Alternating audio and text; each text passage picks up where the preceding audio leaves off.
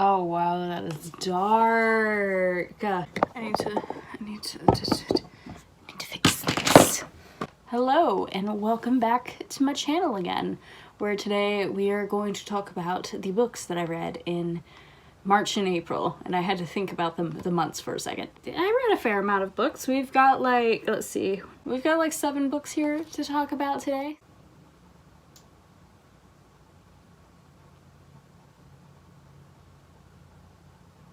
Wait, did I talk about Red, White, and Royal Blue? Wait, hold on.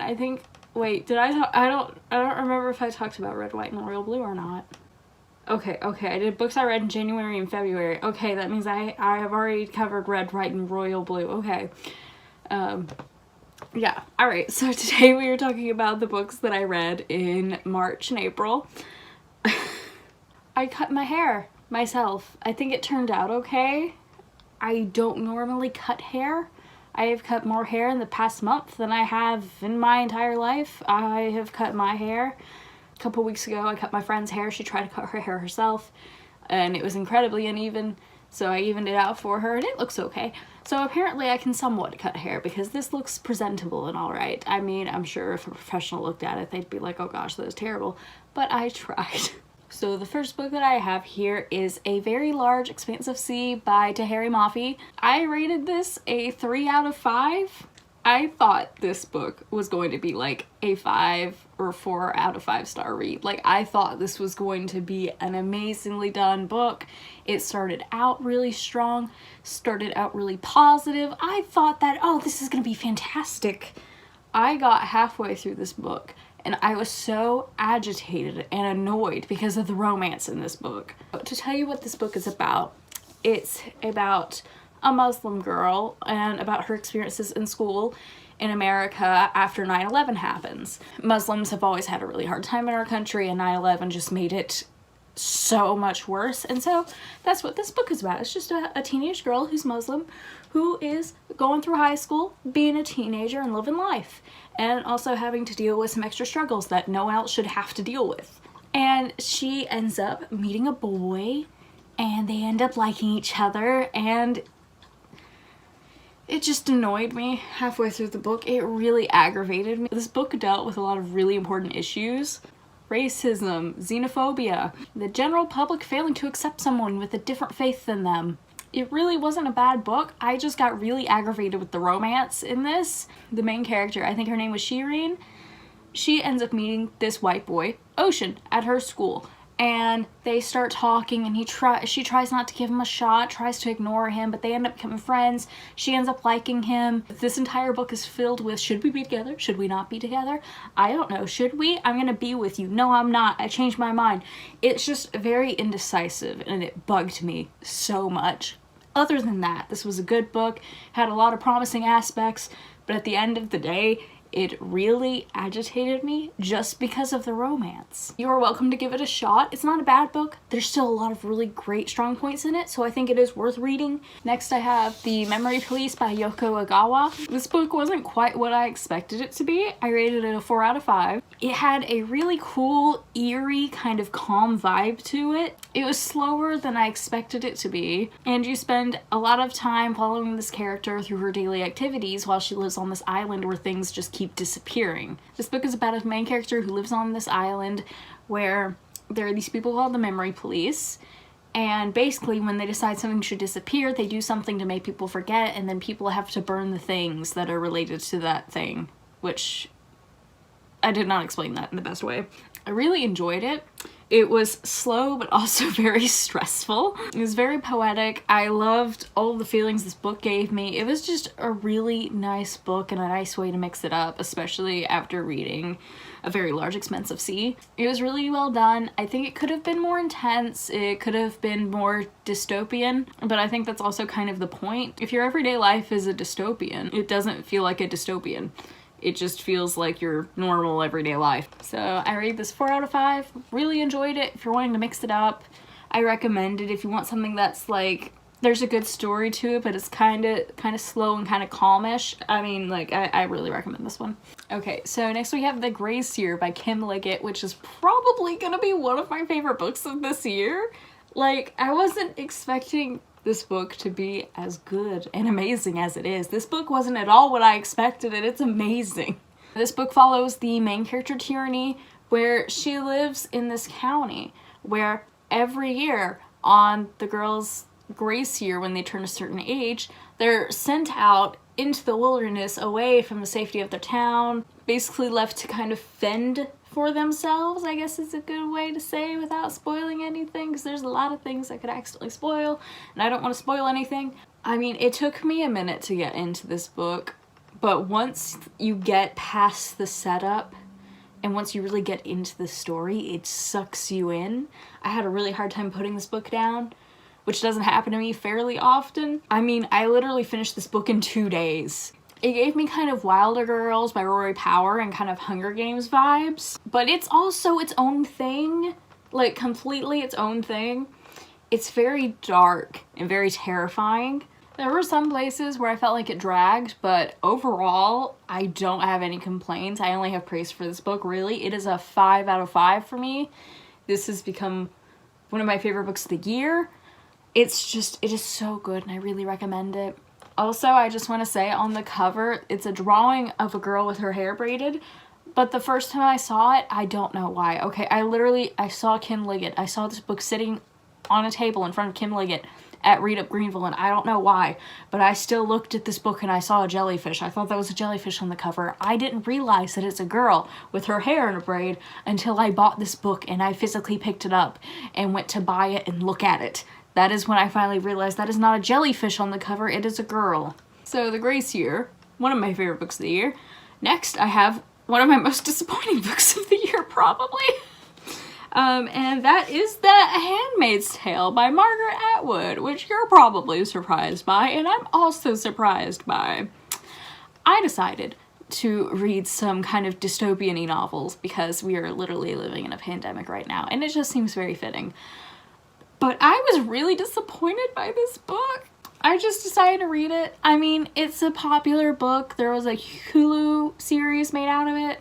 I haven't seen the Hulu series. I just decided, you know what, I'm going to read the book because I'm curious.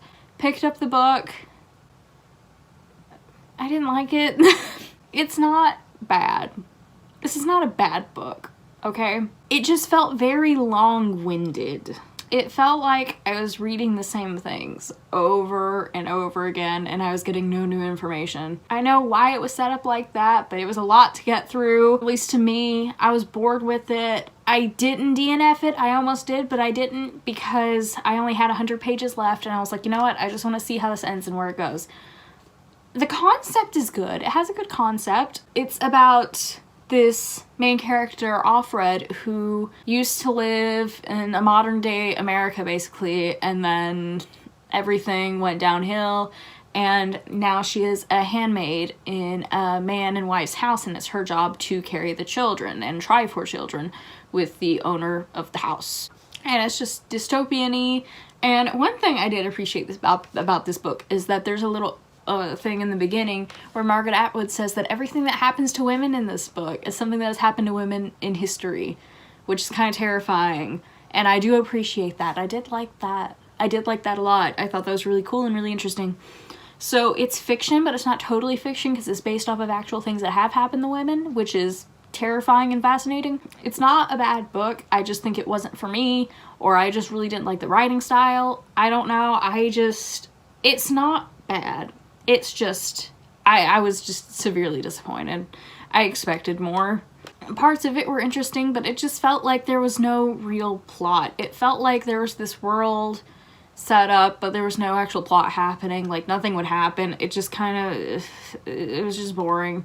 I wasn't into it. You might like it, you might not like it, I don't know. I gave it a 2 out of 5 because I'm at a loss. I don't understand. Next I have a short one which is full of little pep talks, which is Good Morning, Good Night by Lin-Manuel Miranda, illustrated by Johnny Sun. It's such a cute little book. Lin-Manuel Miranda, he, of course, I mean, come on, he did Hamilton. Who doesn't know that? He's responsible for Hamilton, In the Heights, 21 Jump Street, the music in Moana. Like, come on, like, we all know who Lin-Manuel Miranda is. and he wrote this book full of little pep talks because he would do little tweets in the morning and little tweets at night that were little pep talks for himself and also for other people. And so he put it in a little book full of really neat little illustrations. Look at this. Look at that. It's just a really cute, really sweet book with very uplifting words. I recommend picking it up and giving it a little look, and it will improve your day. I gave it a 4 out of 5, although I felt like this was like it's kind of weird to rate something like this though. Next, we are going back to the dystopians. I read Fever 1793 by Laurie Halse Anderson because it felt appropriate for this time in our lives. I read this historical fiction book while being trapped in my own home because of a fever, and it's just kind of wild how similar this book is to the present day right now with COVID-19. I think it is so funny. I mean, it's not funny, but it's like eerie how similar this is to like today. It's not great. This book was very well done, as all of Laurie's books are that I have read. It was exciting, stressful, sad. It was full of hope and had a really good ending though, as we did, and eventually made it through yellow fever, as we will through this as well, COVID-19. We'll also get over this as we have the yellow fever and everything else that has come before us that has tried to kill us. This book taught me about some of the treatment methods they had back then that I didn't know about. Like how if someone was sick, they would literally try to bleed someone out to make them better. No one does that today, but back then, like, that's what some of the doctors would do, is they'd be like, oh, you're sick, and so they would, like, make you bleed to try and bleed the sickness out of you. And it is so wild how that it killed more people. And it's wild how they thought that was what you were supposed to do. And it's interesting to see how far medicine has come. So this was a very good, very interesting book. I gave it a 4 out of 5. If you would like to read something that relates to maybe the present day, I recommend it. It's fun. I mean, it's not fun. People were dying and it was horrible, but you know what I mean.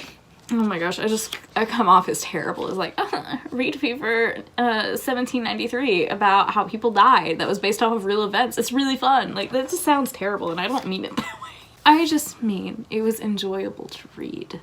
I'm just really bad with words. So next, I do actually have another 5 out of 5. It's a graphic novel, and it's Check Please, Volume 2 by Ngozi Ukazu. I remembered her name. I think I got it right. This is the final volume of Check Please, and I really loved this. It's the final one. I thoroughly enjoyed it. Really liked it. It's such a cute graphic novel series. Both the first volume and second volume. I need to sneeze. I don't think I have a sneeze. I sneezed. I really related to Biddy in this one, as Biddy is struggling with figuring out how to come out, and it was a really good one. I think I actually enjoyed this one more than the first one. It just really focused on coming out, and it really got me. It was such a good way to end this series. I enjoyed every minute of it. I can see myself rereading these comics a lot. If you're not super into comics, I still recommend picking it up if you're interested in hockey or sports animes, because it's kind of what this reminded me of, is like a sports anime. Biddle's need to be himself in this one, and fully being able to be himself, meant a lot to me, and I know it does to a lot of other people. I can't say much about this without spoiling it, but basically it's about this kid here, Eric Biddle, who is in college and does hockey. That's basically what it's about, and it's about his little hockey family, and it's just really cute and really sweet. This one just especially had a really good message in it, that we all need freedom and acceptance, and so I really recommend this. It is just cute and wholeheartedly adorable. Also, look at the colors on this cover. It's so pretty. It's so pretty. I love it. It's gorgeous.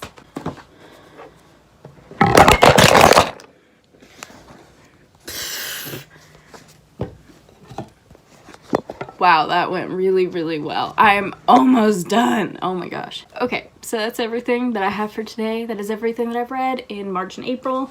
And I am currently reading The Infinite Noise by Lauren Shippen. I'm like halfway through. Yeah, I'm a little over halfway through. I'm really enjoying it. This cover is gorgeous. There's a second one coming out, and the cover for that one is also gorgeous. It is so pretty, and it's shiny, and it's beautiful. My My friend Colby, who is the one who frequently puts books into my hands, he recommended me this one and gave it to me to buy, so I bought it. Now I'm reading it. So yeah, that is all I have for today. I hope you are all well. I hope you're staying safe, and I will see you next week with another video. Have a good day. Have a good week. I've been pretty good about keeping up with a somewhat normal upload schedule. I'm very proud of myself. Let's see if we can keep this up. So yeah, thank you for watching. Have a wonderful day. All right, have fun reading. Goodbye.